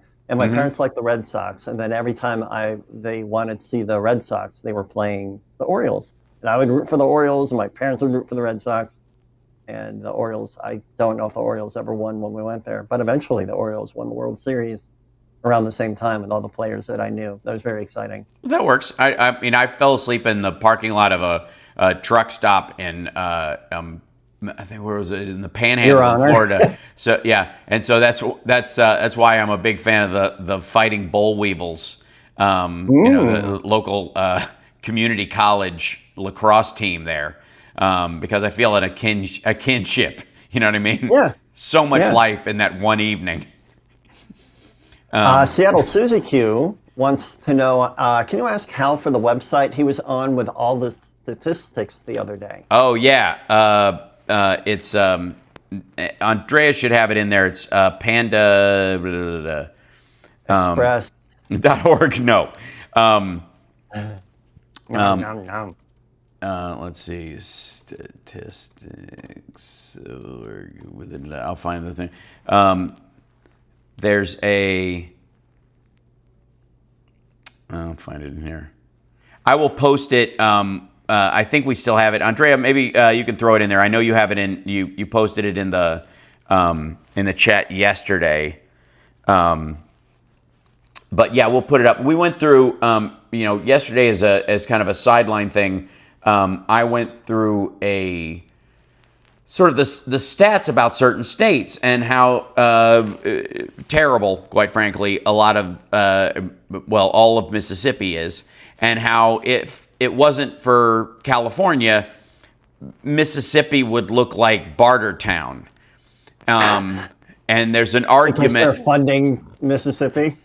Yeah, because if we weren't keeping it afloat, the statistics for that say every stat we looked at, education, teenage pregnancy, drug use, murder, suicide, gun deaths, whatever, like all. Are they winning? Yeah, killing it, no pun intended. Just absolutely. It's so impressive. And I may be able to, the problem with me going back and looking through like my history on my, of course, you know, Johnny Million, you have the same problem when you go back and look through your internet history. It's mostly my OnlyFans. He just wants to. Right. Yeah, just me logging into your OnlyFans using different names and chucking money at you. It's what I do. Is that I have page after page of actuators and servos, and you know how that is when you're just like trying to pick it looks what like kind Marianne just gave $50 here. Oh dear! There is a GoFundMe for Caleb. Yes, there is.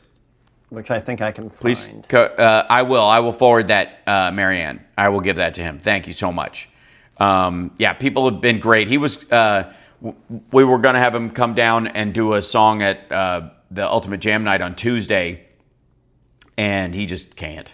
He just it's rough right now. It's been for those that don't know, Caleb Rappaport, who's the guitar player in Nerd Halen, lost his apartment. His apartment building burned down. So he and his wife and son lived in this apartment for a good long while. And his son goes to a special school near there, and that school burned down. So it's a lot. They're dealing with a lot. So hopefully we will get him back on his feet and playing again. And I would love to do a fundraiser. Have Nerd Halen play for a fundraiser for fire relief. But we'll get there. He has to take his own time because that's a lot. Coordinated. Yeah, it's. I mean, it was huge. They had about 20 minutes to grab all their stuff and get out. Yeah. Yeah, they were at the very. He's obviously heartbroken. Yeah, at the just the brunt of it, and and his parents lost their house. Yeah, his mother passed a while ago, but his dad was living in the house, and his mother's ashes were in the house as well. So they lost not only his childhood home, but I mean and a lot of people are dealing with that right now, and it's still ongoing to some degree. They have caught multiple arsonists trying to jumpstart the fire. It's That the number. infuriates me more than I can really convey. The number is 7. The last time I looked, that were actually arrested for this, and so it's hard. Okay, Hal, I know we have a rule about not punching Nazis, but what about people who set fires when there's wildfires? Well, I mean, that's again, Nazis. It would be a political ideology. If they're in the process of being an Auschwitz camp guard, I think that's just fine. You can punch them in the process. So if someone is setting a fire, I think stopping them might involve physical assault. Just seems logical to me, right? Yeah. I mean, after they've been tried and convicted and done their time, no. But if they're in the process of doing it, they're gonna get it. They're gonna be in the receiving end. We got to take a break. We'll be back right after this. Hey, we got a few more questions. Thank you, everybody. TikTok. Tomorrow's the day. Yeah, so weird.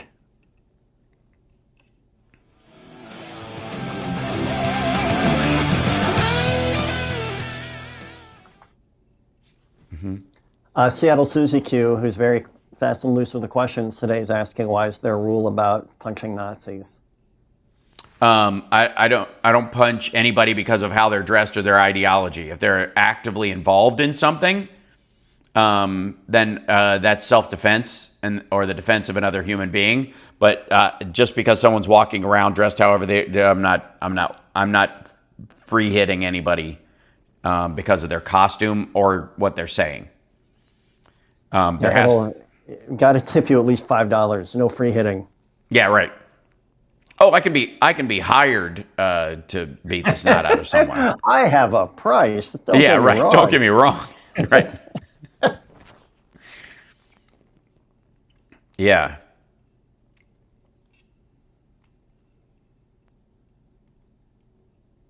And there's a question from Tim Farrell. What's up with Snoop celebrating Trump? I mean, he is high most of the time, so. I didn't even realize that. That makes me sad because I kind of like Snoop. Right.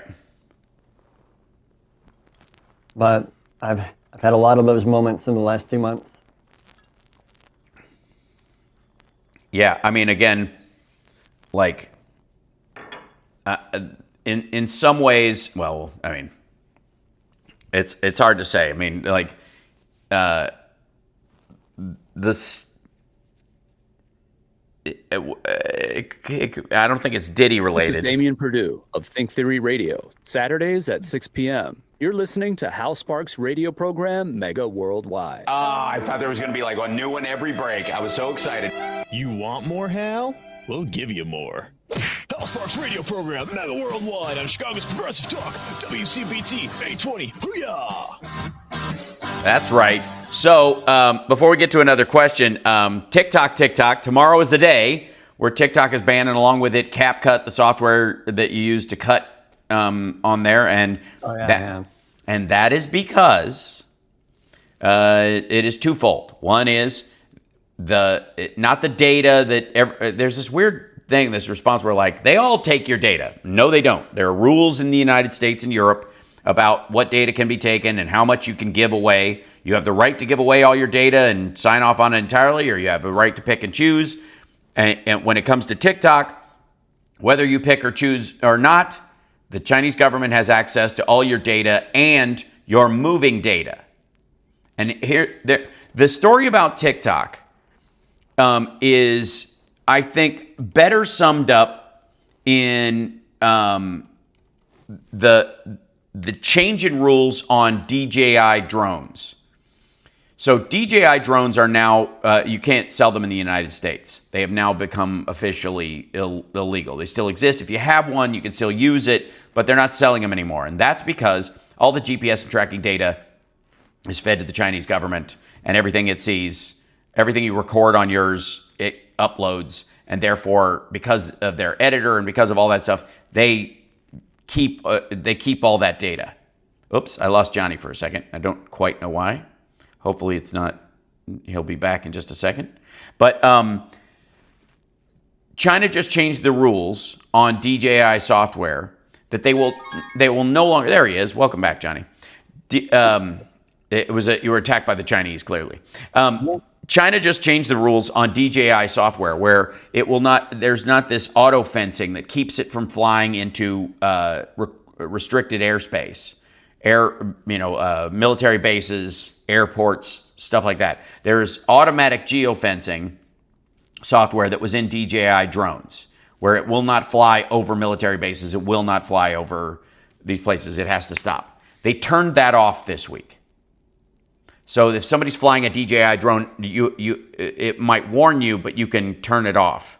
You can turn the warning off. So people can now, on purpose and on accident, fly their drones into airplanes and into restricted airspace. And you had that drone hit a consumer drone hit a firefighting helicopter last week over LA, directly related to that. This is. I've been talking about this longer than even, it took the maggots a while to catch up with me on this. But having spent time in China and having had a big old sit down in front of the propaganda ministry and seeing how things are run over there and the fact that TikTok is illegal in China because the algorithm is designed for civil unrest. It is designed to make your kids eat Tide Pods. It is designed to make little kids do like the cinnamon. Don't promise me with a good time. Yeah, right. Don't threaten me with that. I mean, they look delicious, but right. It's designed to do that. It is specifically designed to do that. It is not an accident of culture. It is not this is just what people want. No, it isn't. As a matter of fact, it finds ways. The algorithm is designed to find things that you like, find things they want you to watch adjacent to that, and dovetail you over until you're trapped into a cul-de-sac of videos that they want fed to you. That's why they're not going to sell it. That's why TikTok is not for sale, because with it would go the algorithm. There is no buying it without the algorithm.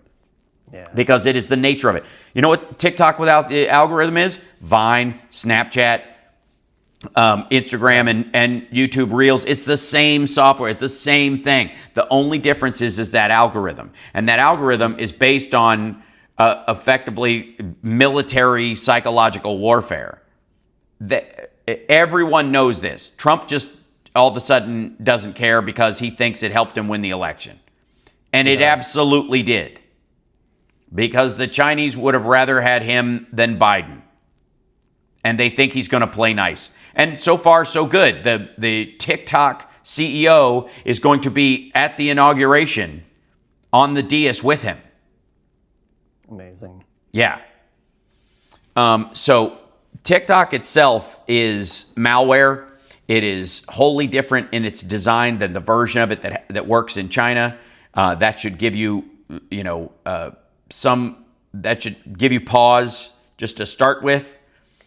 And it's also largely unhealthy, unproductive crap. But it's designed in a way to mess with the country. It is one of these divisive technologies that's built on that concept. The Russians have been doing it for a long time. The Chinese have been working with them on it. They developed their own systems, and TikTok was the culmination of those efforts. It's got to go. Sorry. And there's a bunch of other ways.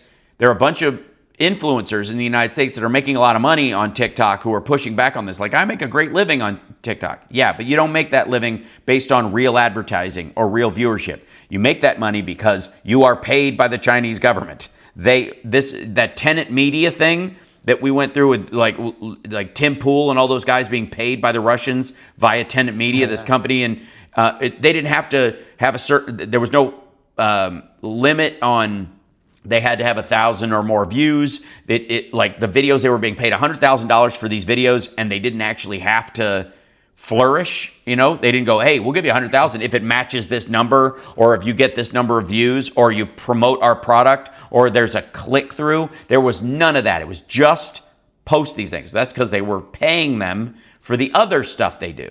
This was just money laundering through those videos. You make whatever you want. We'll give you $100,000. But this is really us paying you for the stuff we like that you're doing in the other show, on the other channel, That's what that was about. TikTok is the exact same thing. You're not making real advertising money. There's no measure for it. The Chinese government just shoves money around wherever it wants and promotes stuff to push it to the top of the chain, and that's the business model. I've got a money question. Okay, excellent. From Norma Plummer on Facebook, did Congress approve the $80 million that Trump asked for the inauguration? I believe so, but I think he has pulled in more than that on his own. That was donors. Yeah, that was like a week and a half ago. There was like a ton of money floating in, and none of it's going anywhere. Like, he's going to do that little thing over at the arena over here on Monday. Afterwards, a little mini rally. I'm gonna guess nobody's doing the books on this, just like last time. I look forward to Rachel Maddow's like, "Where did all this money go?" thing. It's almost adorable. It's like, remember when we used to care? Ultimately it doesn't matter because he's gonna pocket all of it. Got a question from Seattle Susie Q. Ask Hal what he thinks of CNN's possible demotion/firing of Jim Acosta. That's not surprising at all either. Acosta, curiously enough, started as one of their writers and became a rising star because he pushed back on Trump. But it's not because he's magic on the air. And it could be as much about flash as anything else. Anderson Cooper has flash, so it's hard to get rid of him, even if he pushes back the same way Acosta does, because he's much more well-known and he's, he does the ball drop on New Year's Eve, and he's, I'm still waiting for mine. He's a Vanderbilt. It's never going to happen. Your voice is going to sound like that forever. Come on, Hal. Nope. It obviously is them trying to placate a little bit. But the other thing is, and this is a real question for people to consider, and I know people hate strategy, that they think that there's two elements in this world: complicity and war. There are only two. Life is a binary. You're either fighting resistance and throwing everything you have and freaking out in anxious fits of horror, or you're on their side, really. You know what I mean? And it doesn't work that way, especially when you're up against someone whose ego is your primary hinge point, where you can actually leverage any change is going to be on their ego. You're going to have to use a lot more subtle means. And especially if they made their bones on the outrage machine. Because you could argue that Trump was our first troll president, all BS aside, right? And what does a troll live for? The reaction, not the reality. So that's the key. So that's a good one. Mm-hmm. Sorry, this is from CRL 3232. I think maybe a Twitch. Sorry, Andrea. Will the flags in D.C. be flown at half staff for the inauguration? Yeah, they're still at half staff. There are a couple of state capitals and stuff that aren't doing it because they're pushing back, or they think it's an attack on him or whatever and stuff. Again, the irony is these guys don't care about the pomp and circumstance of this stuff in the first place anyways. I would like to remind everyone that the very same people that are complaining about the flags being at half staff during the inauguration, and they should be all the way up because of Jimmy Carter's death is passed and blah, blah, blah, are the same people who want the guy who carried a Confederate flag through the rotunda to be pardoned and released. Wow. So they want that excused. So please, again, there is no symbol they will not co-opt and they will not bastardize. Yep. So those things worry me a lot less because this goes to that kind of Wall Street Journal thing that we were talking about, and where they're really seeing that he didn't win in a landslide. Half the country still hates his guts, and that he's digging himself into a deeper hole if he. But he really is stuck between a rock and a bunch of morons because some people in the chat are saying that Speaker Johnson agreed to raise the flags for the inauguration. Oh, I see. Just on the day, like during the inauguration, and then they go back down. So. Yeah. That wouldn't surprise me. Point is though none of that matters to them. Clearly, again, it's about prestige, not about the actual symbolism. Again, and not about respect for any president who's passed. Exactly. Because you know that if the shoe were on the other foot and oh Trump my God, away, you kidding? Everybody have to wear black armbands. Yeah, like everybody in the military would have to wear black armbands. Yeah, we got to take a break. We'll be back right after this. It's the Hal Sparks radio program, Mega Worldwide. Boy, the hour just zips by when we're just chit-chatting, you and I, Johnny. Mm-hmm. Mm-hmm.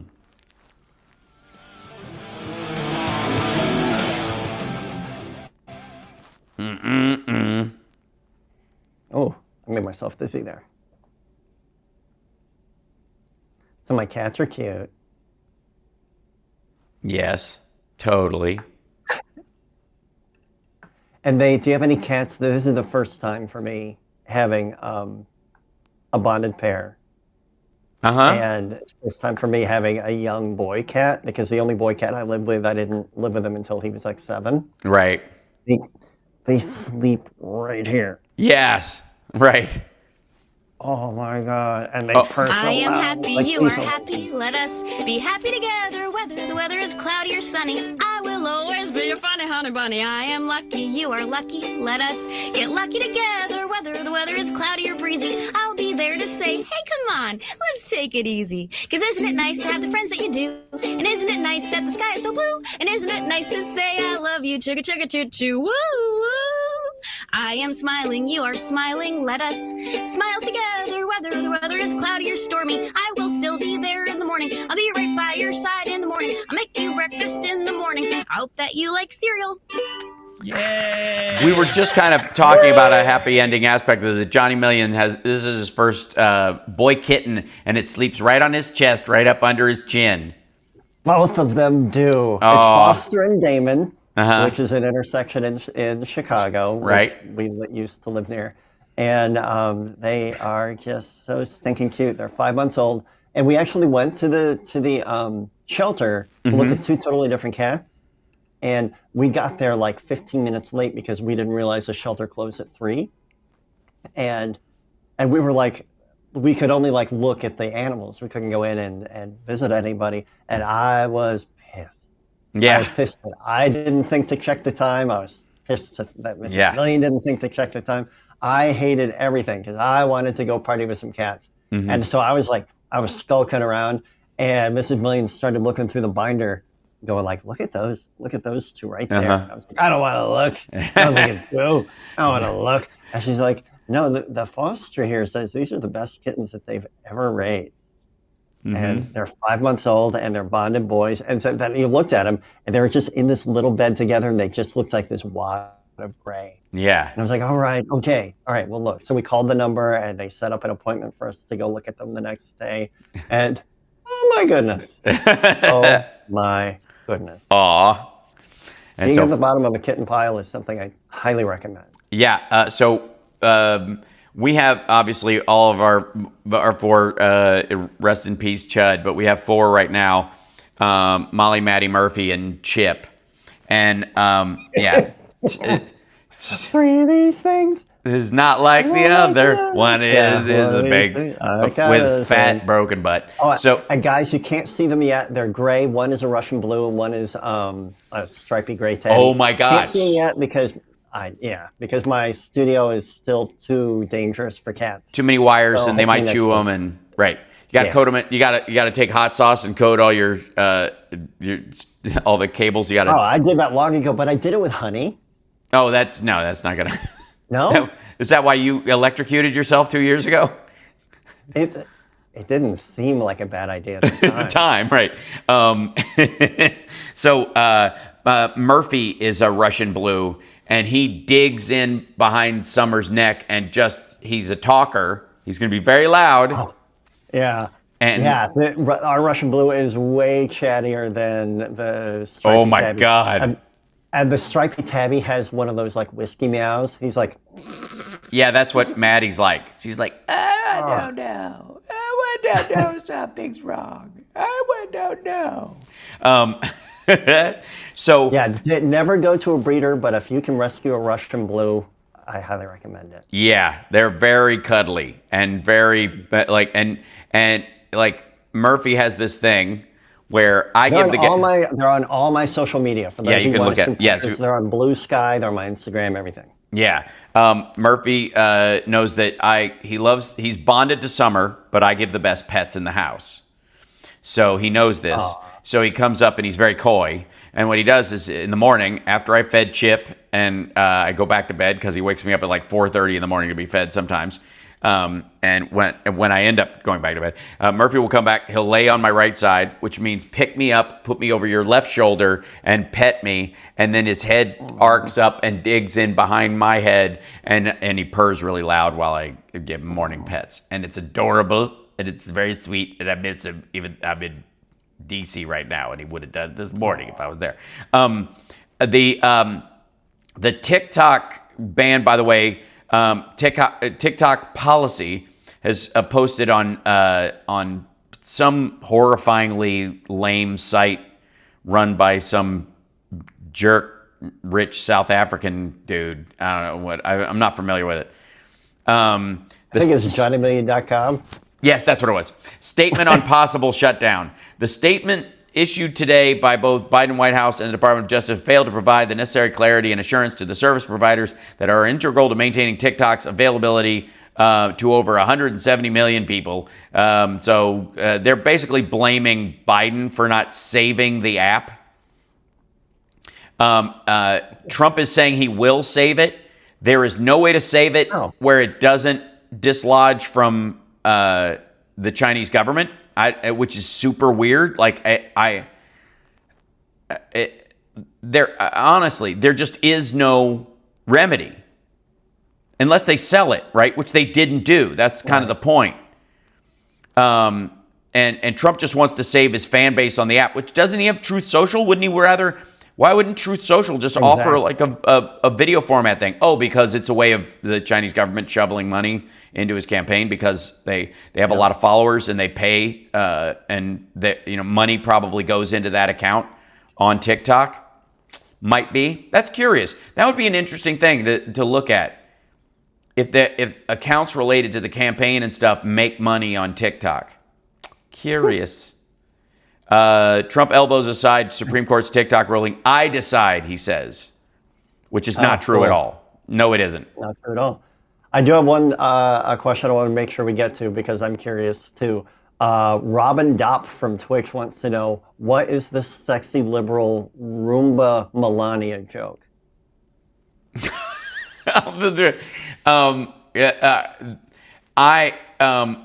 It was like this weird, like her floating into the room, riding on a Roomba, whatever, like from the Addams Family or something, just like during Christmas. I did this like mime of her floating by shuffling my feet across the ground. That just made me look like this floating witch walking on, it was just a mime that I did during Sexy Liberal, and apparently like trying to describe your Marjorie Taylor Greene impression. Yeah, exactly, and it killed Glenn Kirshner apparently. Like he saw it and flipped out, so he brings it up all the time. And when we did the Sexy Liberal in Chicago at the Vic, Mark Hamilton was sitting in the back like royalty, and I was trying not to stare at him. I was getting my guitar tuned and everything. You were on, and he was nodding and smiling. When you started to do the Marjorie Taylor Greene impression, he howled. I was very proud of that. It was a good time. I have no idea what I'm going to do tonight. I have a lot of jokes and no organization for them at all. I can't do Florida Man because it doesn't apply. I have to do a total rewrite, and I don't feel like doing that. I feel like I should do something fresh. I brought my guitar. I'm going to, after the show today, be working on something that I have a loose idea for. And it will be fresh right out of the oven. Little comedy buns. My little comedy buns. It's going to be golden brown for everybody. So yeah, I'm putting links in the chat on YouTube for where you can see pictures of my cats. Excellent. And by the way, the TikTok ban goes in effect tomorrow again. And the idea that Shochu, the TikTok CEO, will be sitting on the dais with Trump, which, can you imagine? I know we did this with Obama when Trump came in a bunch or whatever. Can you imagine? Where is Jamie Comer in this situation? So the CEO of TikTok, a Chinese-owned social media company that is specifically manipulated by the Chinese military. Like, there's no question about this. The U.S. Congress, a bipartisan law passed. The Supreme Court upheld it. And the president is going to throw himself in between it and its application. And if Biden, I think, just hashtag if Biden, it's all that China money. You watch, like, Trump he is trying to build this kind of like favorable push with China to end run around, he has to talk them down so that he doesn't have to implement his tariffs. He's got to get concessions from them so that he doesn't have to do his tariffs, because if he does them, everything goes. If he has to follow through with that promise, they have more leverage on him, because if they make him go through this tariff fight and they believe they can weather it out, his voters, anybody who shops at Walmart, will be downhill from all of this, and they know it. Oh yeah. Because basically everything that is sold there, but some of the food, there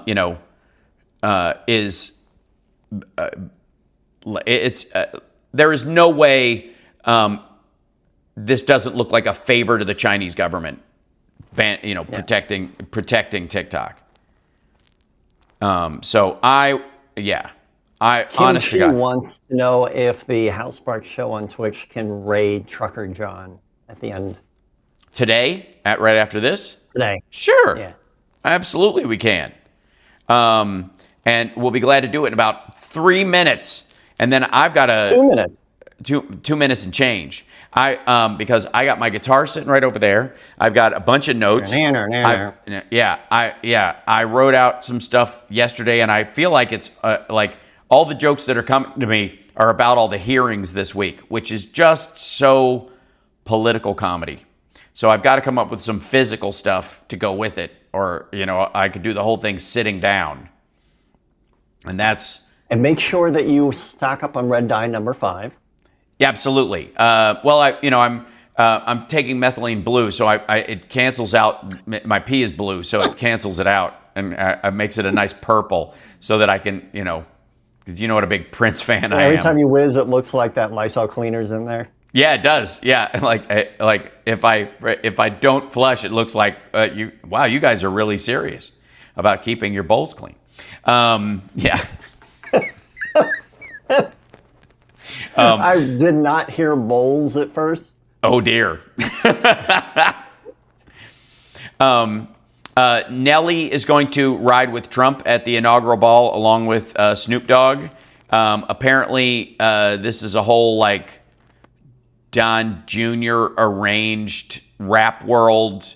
Keep the thank the black voters for not voting for a woman.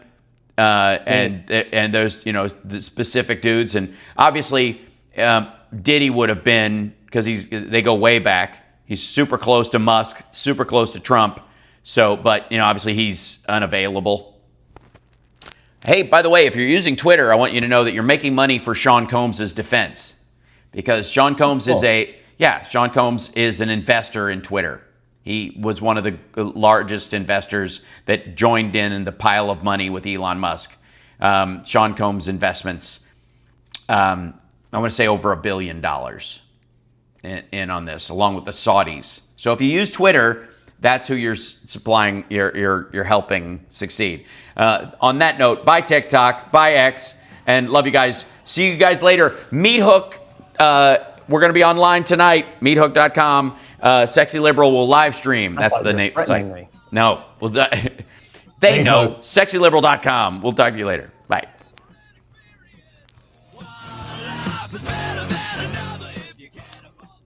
There's a thanks, Chicago. Yeah, thank you. Great job, Chicago. Yeah. That was awesome. Thank you. Now I gotta go and log into the thing, logging in thing, logging in thing, logging into Twitch. Oh, you're gonna go do the raid. Yes. Stay on Twitchers. Yep, I'm gonna do it. I'll manage. Hold on. It's funny when I when I raid HAL, it's like Johnny Million is ready to raid with 7 viewers. You know what? But it does. Sadly enough, it doesn't. It's I'm so like happy to do it, but I've seen. Here you go. We're gonna do it right now. 3, 1, Trucker John. Oh, and you know what? Sometimes by the time I get around to it, CSL has already done it. Oh, cool. Trucker John. That's not his actual channel handle, is it? Is it John Trucker? Hold on. AP News reports, Trump says he will most likely will give TikTok a 90-day extension to avoid U.S. ban. Most likely. Datapandas.org. Thank you, Andrea, for putting that in there. And then Trucker John 3. Gotcha. Okay, there we go. I don't know why it wouldn't, if it's Trucker John 3. If I type in Trucker John, let's see.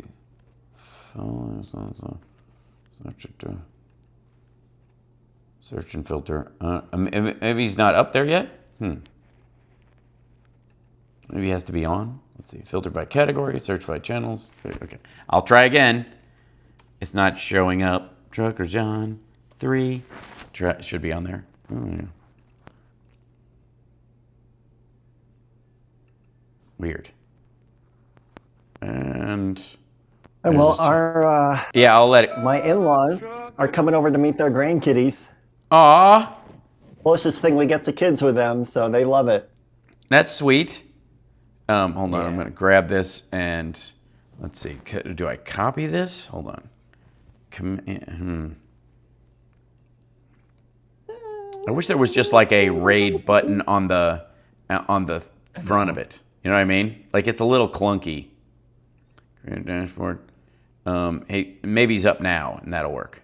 I'm trying. When I am trying, I'm going to throw them over there if I can. Don't you know?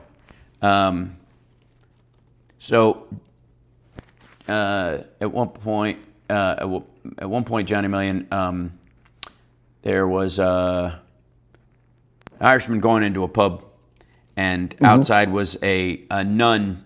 And she was screaming at people, "Don't go into that den of iniquity. It's a terrible thing. The drink will destroy your mind, and it'll turn you into an animal, and you'll forget your connection to the Lord." And he said, "Let me ask you something, ma'am. Have you ever had a drink?" "Of course not. I've never had a drink." "Well, then how can you know? How do you know? How can you say that about something you have no... Tell you what. I'll go into the bar. I'll go get you a drink. You try it. If you don't like it, then you can talk about it all you want." She's like, "Fine, that seems fair." He goes, "What do you want to drink?" She goes, I have no idea. What do ladies usually drink?" He says, "They usually drink gin." She goes, "I'll have a gin." And he goes, "All right then." He goes in. She goes, "But if you could, have them put it in a paper cup so people won't see that I'm trying alcohol or whatever."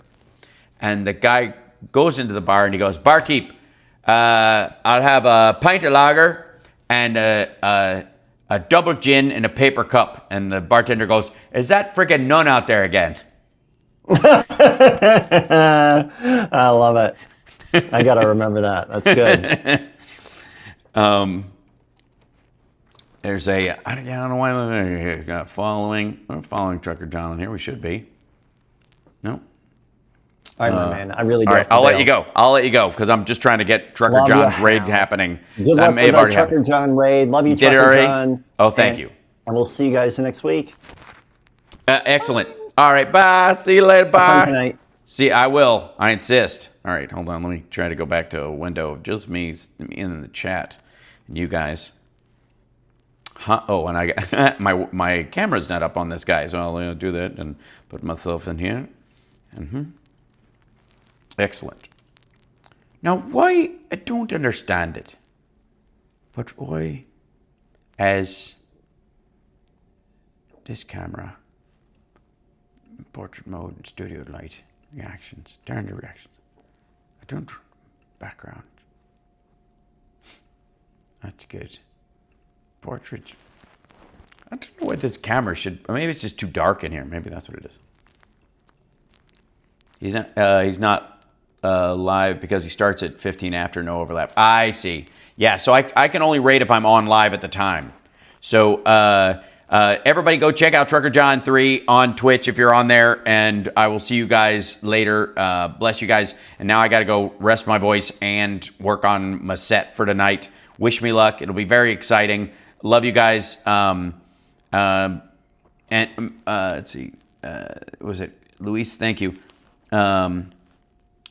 Just in case you get hit with a violation of license for singing Happy Birthday to Jody Hamilton. Oh, thanks, Luis. Do you need an invitation for Discord? If you're on the Patreon, you should automatically have one. Otherwise, there's the standard one, and you can just ask Andrea for one, I think. Yeah, I think that's how it works. But anyways, much love. I will see you guys later. I'll clean up my Discord this year as well, so we can use it more and more, because you guys are wonderful and you're fantastic. And most of all, remember,